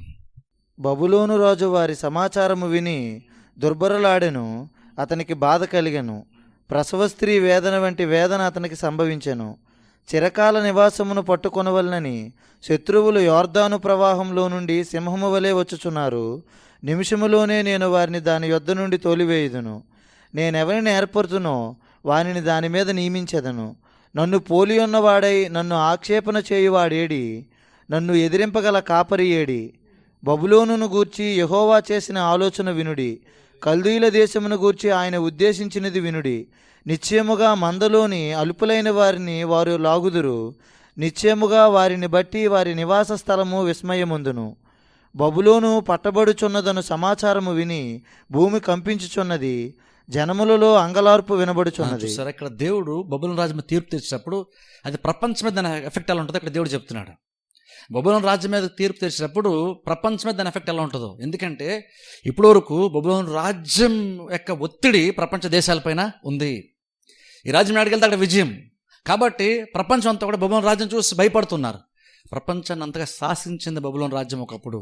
కానీ దేవుడు అన్నాడు, ఇప్పుడు దీన్ని జరగబోయేది ప్రపంచ దేశాలు చూస్తాను ఎలా వ్యవహరిస్తాను. దేవుడు మాటతో చూడండి, అక్కడ 44 వచనంలో అక్కడ 3వ లైన్ మనం చూస్తే చూడండి, అక్కడ అంటున్నాడు దేవుడు, నేను ఎవరిని ఏర్పడుతున్నో వారిని దాని మీద నియమించదను. నన్ను పోలి ఉన్నవాడెవడు? నన్ను ఆక్షేపణ చేయువాడేడి? నన్ను ఎదిరింపగల కాపరి ఏడి? అక్కడ దేవుడు, నేను ఎవరైతే ఏర్పరచుకుంటానో వారిని నియమిస్తాను. నేను ఒకటి అనుకున్నప్పుడు, నేను ఒకటి చేద్దామని డిసైడ్ అయినప్పుడు నేను కలిగినటువంటి ఆలోచన తప్పు అని నేను అనుకున్నటువంటి, నేను చెప్తున్నటువంటి మాట కంటే బెటర్గా ఎవరైనా మాట్లాడగలరు ఎవరు ఉంటారమ్మని చూద్దాం అంటున్నాడు దేవుడు ఇక్కడ. నేను ఒక నిర్ణయం తీసుకొని ప్రపంచాన్ని లేదా ఒక దేశాన్ని నడిపిద్దాం నేను అనుకున్నప్పుడు నా కాలం చెప్పేటువంటి అంత గొప్ప కాపరి, అంత జ్ఞానవంతుడు, అంత గొప్పవాడు ఎవరన్నా, నాతో సమానం నన్ను పోలినటువంటి వాళ్ళు ఎవరన్నా ఉన్నారని దేవుడు అడుగుతున్నాడు. అంటే రకంగా దేవుడు ప్రపంచానికి చెప్తున్నాడు, అంటే ప్రపంచం అంతటిపైన ఆధిపత్యం నాదే. నాకంటే బెటర్గా ఆలోచించి కార్యములు చేసేటువంటి వాళ్ళు ఎవరు కూడా లేరు. అలా ఎవరు ఉంటే రమ్మని అంటున్నాడు దేవుడు ఇక్కడ. వరకు దేవుడు ఇక్కడ ఏం చెప్తున్నాడంటే, నన్ను ఎదిరింపగల కాపరీడు అంటున్నాడు. అర్థం ఏంటంటే ప్రపంచం అంతటిపైన నా అధికారమే చలమని అవుతుంది. ఇప్పటివరకు బబులోను రాజ్యం గెలుస్తూ వచ్చింది కాబట్టి బబులోను రాజ్యం లేదు వారి దైవం అనుకుంటున్నారేమో, అదేది కాదు. అంతా కూడా నేను చేసేటప్పుడు ప్రపంచము బబులోను రాజ్యం ఏమేమి చేస్తే ప్రపంచం అంతా చూసింది. కానీ ఇప్పుడు బబులోను రాజ్యానికి నేనేం చేయబోతున్నాను ప్రపంచం చూస్తుంది. అలా చూస్తున్న ప్రపంచానికి కూడా ఏమర్థమవుతుందంటే, బబులోను రాజ్యం కంటే గొప్పవాడు ఒక ఆయన ఉన్నాడు. ఆయన డిసైడ్ అయిన దాని ప్రకారం జరుగుతుంది. కానీ ఆయనకంటే బెటర్గా ఒక ప్లాన్తో వస్తే ఈ యెహోవా దేవుని యొక్క ప్లాన్ ఫెయిల్ అయిపోద్దని ఏమీ లేదు. నాకంటే బెటర్గా ఆలోచించే వాళ్ళు ఎవరు కూడా లేరు, నాకంటే బెటర్గా కార్యాలు చేసే వాళ్ళు లేరు. అంటే ఆలోచన చెప్పేవాళ్ళు లేదంటే అర్థం ఏంటంటే, నేను ఇలా డిసైడ్ అయ్యాను, నా ప్లాన్ని రద్దుపరిచే వాళ్ళు ఎవరు కూడా ఇంతవరకు అంత తెలియగల వాళ్ళు లేరు. నేను అనుకుంది జరుగుతుంది. అలాంటి వాళ్ళు ఉంటే నన్ను ఎదిరించి చూడండి అని దేవుడు అంటున్నాడు ఇక్కడ. అని మాటతో రంగం చెప్తాడంటే, బబులోను రాజ్యాన్ని శిక్షించేటప్పుడు దేవుడు ప్రపంచానికి ఏం చెప్పే ప్రయత్నం చేస్తాడంటే, చివరికి అల్టిమేట్గా నేను అనుకుంది జరుగుతుంది. కానీ భూమి మీద బబులోను రాజ్యం అనుకుందో, లేదా వేరే అగ్రరాజ్యం అనుకుందో, లేదా ఎవరో ఒక మనిషి ఒక రాజు అనుకుంటే జరగదు, నేను అనుకుంటేనే జరుగుతుంది. దేవుడు బబులోను రాజ్యం శిక్షించేటప్పుడు ఏం చెప్తాడంటే, ఒక రకంగా చెప్పాలంటే, బబులోను రాజ్యం మీదో లేదా ఇజ్రాయెల్ దేశం మీద కాదు, ప్రపంచం అంతటిపై నాకే సర్వాధికారము ఉంది. నేను అనుకున్నట్టుగానే ప్రతిదీ జరుగుతూ వస్తుంది. అందుకని ఇప్పుడు బబులోను రాజ్యాన్ని కూడా నేను పని చేస్తున్నాను. నేను శిక్షించడం ప్రపంచం కూడా మీరు చూడండి, అది ఎంతగా అణిచివేయబడుతుందో, అది ఎంతగా ఇబ్బందికి గురవుతుందో, అది ఎంతగా సఫర్ అవుతుందో, ఎంతగా వేదన పడుతుందో ప్రపంచ దేశాలు మీరు చూడండి. మీరు చూసినప్పుడు నేనేంటో మీకు అర్థమవుతుంది. అదే దేవుడు చెప్తున్నాడు ఇక్కడ. దేవుడు తీర్పు తీర్చినప్పుడు కేవలం ఏదో బబులోను రాజ్యాన్ని తీర్పు తీర్చడానికి కాదు, కానీ దేవుడు ఆ తీర్పులో కూడా తాను ఎలాంటి వాడో ప్రపంచానికి చూపించే ప్రయత్నం కూడా దేవుడు చేశాడు. అందుకని ఈ అధ్యాయంలో దేవుడు ఎక్కువగా ప్రపంచానికి కూడా విషయాలు తెలియజేస్తున్నాడు. బబులోను రాజ్యంతో దేవుడు డీల్ చేసేటప్పుడు ప్రపంచాన్ని చూడమని చెప్తున్నాడు. ఎందుకంటే మనం ఏదో ఒక రాజ్యాన్ని ఒక మనిషినో చూసి అబ్బో వీళ్ళు చాలా బలవంతులు, చాలా గొప్పలు అనుకుంటాం. కానీ దేవుడు అంటున్నాడు, వాళ్ళు ఎంత గొప్పలైనా సరే నేను తలుచుకుంటే ఎవరైనా సరే ఈజీగా నేను పడేయగలుగుతాను కదా. నేను తలుచుకుంటే ఎంత తక్కువ వాడినైనా సరే తీసుకొచ్చి నేను సింహాసనం మీద నేను కూర్చోబెట్టగలను.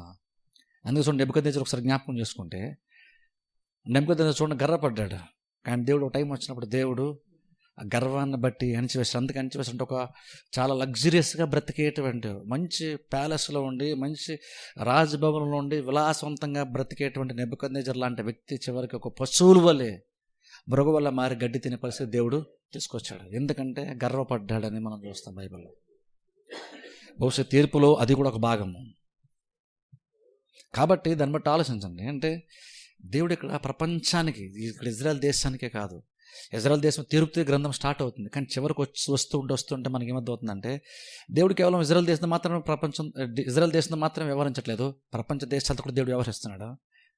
అలా వ్యవహరిస్తూ కూడా ప్రపంచ దేశాలకు కూడా ఒక హెచ్చరికను, ఒక సందేశాన్ని దేవుడు ఇచ్చాడు. ఏమనంటే, నేను ఎలాంటి వాడిని ఇప్పటికైనా మీరు అర్థం చేసుకోండి, తెలుసుకోండి. భూమిపైన అధికారం ఎవరికొందో అర్థం చేసుకోండి. నేను అనుకున్నటువంటి ప్లాన్ని రద్దు చేసేవాడు, నా ప్లాన్ని మార్చగలిగేంత గొప్ప ప్లాన్తో వచ్చేవారు ఎవరన్నా ప్రపంచంలో ఉన్నారా అంటే ఆన్సర్ ఏంటంటే ఎవరు లేరు. ఉండుంటే ప్రపంచ దేశాలని జయించినటువంటి బబులోను రాజ్యం కూడా గెలవాలి కదా ఈ టైంకి, కానీ అది గెలవదు అని దేవుడు చెప్తున్నాడు ఇక్కడ. అది కూడా అంచివేయబడుతుంది. దాన్ని చూసినప్పుడు దాన్ని తీర్పు తీర్చబడినప్పుడు అంటే ప్రపంచ దేశాలు షాక్ అవుతాయని దేవుడు చెప్తున్నాడు. విస్మయం పొందుతారు. ఎందుకంటే ఇన్ని రాజ్యాలను జయించినటువంటి రాజ్యం ఎలా ఓడిపోతుంది అంత ఈజీగా, అంత సులువుగా ఎలా ఓడిపోయింది ఈ రాజ్యం అని జనాలకి, ప్రపంచానికి ఆశ్చర్యం వేస్తుందంట. ఎందుకంటే నార్మల్గా వాళ్ళకి ఏంటంటే ప్రపంచానికి అంటే బబులోను రాజ్యం ఓడిపోయే ఛాన్సే లేదన్న ఒక అంచనా. వారికి ఉన్న హిస్టరీని బట్టి, ట్రాక్ రికార్డ్ని బట్టి చూస్తే ఎక్కడికి వెళ్ళి సరే వీళ్ళకి విజయమే. కానీ సడన్గా ఇక్కడ ప్రపంచం అనుకోని ఒక సంఘటన ఇక్కడ దేవుడు జరిగిస్తున్నాడు, ఓటమిని ఇస్తున్నాడు వాళ్ళకి. అలాగే చేంజ్ చేస్తున్నాడంటే అల్టిమేట్గా సర్వాధికారి నేనే. ఏదైనా సరే గెలవాలని ఓడిపోవాలని సరే నేను అనుకుంటేనే కార్యాలు జరుగుతాయి. ప్రపంచాన్ని నడిపించేది నేను, ప్రపంచంలో ఆలోచన ఇచ్చి ప్లాన్ ప్రకారము తీర్పు తీరుస్తూ కొంతమందిని పైకి తీసుకొస్తూ కొంతమందిని అణిచివేస్తూ ప్రపంచాన్ని నడిపించేది నేనే సర్వాధికారం కలిగినటువంటి దేవుణ్ణి. బబులోను రాజ్యం కానీ బబులోను దైవములు కానీ ఏమీ కూడా చేయలేవు, ఎందుకంటే నేనే సర్వశక్తి గల దేవుణ్ణి అని దేవుడు ప్రపంచానికి బబులోను రాజ్యాన్ని తీర్పు తీసి చూపించాడు. ఎందుకంటే బబులోను రాజ్యం ఏం చేస్తూ వచ్చింది ఇప్పటివరకు ప్రపంచానికి తెలుసు, ఎంత గొప్ప విజయాలు సంపాదించిన ప్రపంచానికి తెలుసు. ఇప్పుడు సడన్గా ఆ రాజ్యము ఓడిపోతుంది. అందుకని దేవుడు అంటున్నాడు, ఈ రాజ్యం ఓడిపోతుంది, ఇప్పుడు చూడండి మీరు కావాలంటే. బబులోను రాజ్యం గెలుస్తున్నాడు, బహుశా ప్రపంచాన్ని చూడమని చెప్పలేదు దేవుడు, కానీ బబులోను రాజ్యం ఓడిపోతున్న ప్రపంచాన్ని చూడమంటున్నాడు దేవుడు. ఎందుకంటే ఇది ఓడిపోవడానికి కారణం నేను. వాళ్ళు బలహీనగా ఓడిపోయారని కదా, వాళ్ళు బలవంతులే, బబులోను రాజ్యం బలమైందే, కానీ ఓడిపోవడానికి కారణం ఎందుకంటే నేను అలా ఆలోచించాను, నేను అలా ప్లాన్ చేస్తాను కాబట్టి ఇప్పుడు వీళ్ళు ఓడిపోతారు. అలా నేను ఎవరిని హెచ్చించాలనుకుంటే వాళ్ళని హెచ్చిస్తాను, ఎవరిని తగ్గించాలంటే నేను వారిని తగ్గిస్తాను. ఎందుకంటే ప్రపంచం అంతటిపైన ఆధిపత్యం నాదే, నేను సర్వాధికారం అనేటువంటి దేవుణ్ణి. ఏంటంటే చూడండి, దేవుడు మనకి ఏ స్థితి ఇచ్చినా సరే మనం గర్వపడడానికి వీలు లేదు. పెద్ద పెద్ద రాజ్యాలే గర్వాన్ని బట్టి పడిపోతున్నాయి. అలా పడిపోవడం మాత్రమే కాదు, అలా పడగొట్టే ముందు దేవుడు చెప్పి మరీ పడగొడుతున్నాడు. ఇంకొకటి క్యాజువల్గా పడిపోతే వీళ్ళు ఎక్కడ రాంగ్ స్టెప్ వేస్తారండి, పడిపోయారండి అని మనం అనుకుంటాం, ప్రపంచం అనుకుంటుంది. కానీ దేవుడు ముందే చెప్తున్నాడు వీళ్ళు పడిపోతారండి. అలా ముందు ఎందుకు చెప్తున్నానంటే ఇదేదో వాళ్ళ యొక్క మిస్జడ్జ్మెంట్ వల్ల, రాంగ్ జడ్జ్మెంట్ వల్ల వీళ్ళు ఓడిపోయారని కాదు, నేను డిసైడ్ అయిన కాబట్టి బబులోను రాజ్యము ఓడిపోయింది. అది వాళ్ళైతే రాంగ్ స్టెప్ వేశారు కాబట్టి ఈసారి యుద్ధంలో ఓడిపోయారని కాదు, వాళ్ళని ఓడించాను కాబట్టి వాళ్ళు ఓడిపోతారు. అందుకని ఇది ఓటమి టైంలో బబులోను ఓడిపోతున్నప్పుడు దేవుడు ప్రపంచాన్ని చూడమన్నాడు, ప్రపంచానికి చూపిస్తున్నాడు. అలా చూపించే సర్వాధికారము నాకే ఉంది, నేనే నిజమైనటువంటి దేవుని దేవుడు చూపించే ప్రయత్నం చేశాడు. ఏంటంటే చూడండి, బబులోను రాజ్యాన్ని దేవుడు విజయాలు ఇచ్చినట్టు మనకి విజయాలు ఇస్తే మనం గర్వపడాల్సిన పని లేదు. దేవుడు కొన్ని మనకు సమకూర్చి మనం చేసిన ప్రతిదీ మనకు సఫలమవుతున్నప్పుడు మనం గర్వపడాల్సిన పని లేదు. కానీ కొన్నిసార్లు మనుషులు మనం గర్వపడతాం. బబులోను రాజ్యం యెహోవా మీదే గర్వపడ్డారు. టైం వచ్చింది, తీర్పు తీసే టైం వచ్చి ఆసనమైనప్పుడు ఓడిపోతారని కూడా ముందే దేవుడు చెప్పి మరీ ఓడించాడు దేశాన్ని, బబులోను రాజ్యాన్ని. ఎందుకంటే ప్రపంచానికి ఒక లెసన్ దేవుడు నేర్పించాడు. గర్వపడే ప్రతి వారిని అంచివేయబడుతున్న ప్రతి వారిని కూడా నేను వ్యాజ్యమాడిన వారిని పైకి తీసుకొస్తాను. ఎందుకు నేను సర్వశక్తి గల దేవుణ్ణి. ప్రార్థన చేసి అందరూ తల వంచి కళ్ళు మూసుకుని నేను చిన్న ప్రార్థన చేస్తాను. మమ్మల్ని మిక్కిలిగా ప్రేమిస్తున్న మా తండ్రి, పరిశుద్ధ దేవ, మీకు వందనాలు స్తోత్రాలు చెల్లిస్తున్నాం తండ్రి. రాత్రికాల సమయంలో ఎంతవరకు నీ మందిరంలో కూడి స్తుతించి ఆరాధించడానికి మీరు ఇచ్చిన ఈ మాటలు బట్టి ప్రభావ మీకు స్తోత్రాలు వందనాలు చెల్లిస్తున్నాం ప్రభావ. తండ్రి, బబులోను రాజ్యం పైన తండ్రి మీరు తీర్పు తీర్చినప్పుడు తండ్రి ప్రపంచ దేశాలన్నింటి ప్రభావ నువ్వు ముందుగానే దాన్ని తెలియజేశావు. తద్వారా ప్రభావ ప్రపంచ దేశాలు ప్రభావ నీ యొక్క అధికారం ఎంత గొప్పదో ప్రభావ, నువ్వెంత సర్వశక్తి గల దేవుడవో ప్రభావ, ఎంత సర్వాధికారం గల దేవుడవో. ప్రతి రాజ్యం ప్రభావ నిన్ను నమ్మిన నమ్మకపోయినా సరే ఆ రాజ్యములపైన అధికారివి నీవే అనే విషయాన్ని ప్రభావ ప్రపంచానికి ప్రభావ నువ్వు తెలియజేసినందుకు మీకు స్తోత్రాలు చెల్లిస్తున్నాం ప్రభావ. అలాగే తండ్రి ఇజ్రాయెల్ పక్షాన కూడా ఉండి ఎంతగా ప్రభావ వారి పక్షాన నుండి వ్యాజ్యమాడి సున్నితంగా ప్రభావ నీ ప్రజలతో వ్యవహరించే విధానం కూడా తండ్రి నువ్వు మాకు ఇదనాన్ని తెలియజేస్తావు ప్రభావ. వాళ్ళు గొర్రెలనే ప్రభా, నువ్వు వారు కాపురమనే ప్రభా, వారిని సున్నితంగా నడిపించేటువంటి ప్రభా, ఆత్మలో కాపురమని ప్రభా, ఇదనాన్ని నువ్వు జ్ఞాపకం చేసావు. నువ్వు బలమైనటువంటి విమోచకుడు అనే విషయాన్ని ప్రభా, ఇదనాన్ని మీరు మాకు తెలియజేసి ఆ మాటను బట్టి ప్రభా మరొకసారి మాకు ధైర్యాన్ని ఇచ్చినందుకు మీకు స్తోత్రాలు చెల్లిస్తున్నాం ప్రభా. అవును తండ్రి, నిజంగా తండ్రి, సహజంగానే మేము బలహీనలు ప్రభా, అయినప్పటికీ ప్రభా నిన్ను బట్టి మేము బలవంతులమని మేము గ్రహిస్తున్నాం ప్రభా. కనుక తండ్రి, మాకు సమస్యలు వచ్చినప్పుడు, ఇబ్బందులు వచ్చినప్పుడు తండ్రి, బలహీన పరిస్థితులు వచ్చినప్పుడు తండ్రి, మేము సమస్యలు చిక్కబడినప్పుడు ప్రభా, మా విమోచకుడు ఒకడు సజీవుడుగా ఉన్నాడన్న విషయాన్ని మేము గ్రహించడానికి మాకు సహాయం చేయమని ప్రార్థిస్తాం. నువ్వు పక్షాన వ్యాజ్యమైనటువంటి దేవుడు అన్న విషయాన్ని ప్రభా మేము మర్చిపోకుండా ప్రభా తండ్రి, ఇరుకుల్లో ఉన్నప్పటికీ ప్రభా నువ్వు విమోచిస్తావనేటువంటి ఒక నిరీక్షణతో ప్రభా నీ వైపు చూడడానికి సహాయం చేయమని ప్రార్థిస్తున్నాను. మా పక్షాన ఉన్న ప్రభా కార్యములు సఫలపరుస్తున్న దేవుడిగా ఉన్నందుకు ప్రభా మీకు వందనాలు, స్తోత్రాలు చెల్లిస్తున్నాం. మా పక్షం ఉండండి. ఈ భయంకరమైన ప్రపంచాలను ప్రభా మమ్మల్ని మేము నడిపించమని ప్రార్థిస్తున్నాను. మమ్మల్ని ప్రభా ఇరికించేటువంటి కార్యాలు అనేకమైన ఉంటుండగా ప్రభా నీవు మా విమోచకుడు ఉండి, మా ముందుండి కాపరగుండి ప్రభా ఈ ప్రపంచంలో ప్రభా మేము బ్రతుకులనే ప్రభా కృపాక్షేమలిచ్చి మమ్మల్ని నడిపించమని ప్రార్థిస్తున్నాం ప్రభా. ఇజ్రాయెల్ పక్షాన ప్రభా నువ్వు ఉండి న్యాయం జరిగినందుకు మీకు స్తోత్రాలు చెల్లిస్తున్నాం. అలాగనే ప్రభా మా పక్షాన్ని కూడా నేను నిలబడుతున్నందుకు ప్రభా మీకు స్తోత్రాలు, వందనాలు చెల్లిస్తున్నాం ప్రభా. మేము ఏమై ఉన్నాం ప్రభా, అది కేవలం ప్రభా నీ యొక్క కృపలను మాత్రాన్ని గ్రహిస్తున్నాం ప్రభా. మీరు ఇచ్చిన మాటలన్నీ బట్టి ప్రభా మీకు వందనాలు, స్తోత్రాలు చెల్లిస్తున్నాం.